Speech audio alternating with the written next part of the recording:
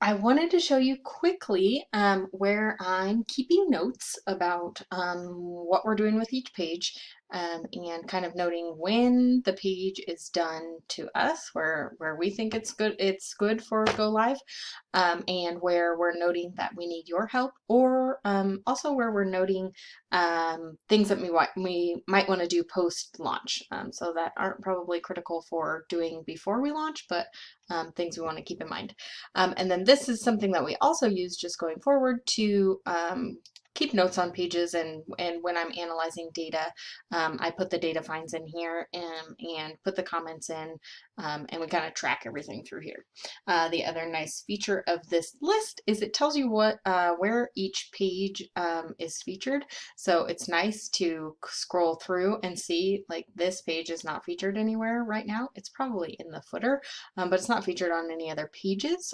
So that might be a flag for us to say, like, do we want to put the contact us page somewhere more prominent? Same with Explore, like this page isn't featured on anything. So this helps us and kind of gives me a red flag to know why isn't that featured anywhere, and where do I need to add that. But back to the important part. What I'm doing right now is I am systematically going through every page, and I'm just going straight down this list. I think I am going to start jumping around a little bit because I think some of these way down pages probably aren't as important, and it'll be more efficient for us if I have more of the top level pages that the members and board members might be looking at dialed in first. So I might start moving around. I was dedicated to just going down this list, but there are a lot of pages. Okay, so page audit. So you'll see on here that you can click on this latest comment. Oh, I'm lying. You can't click on the latest comment.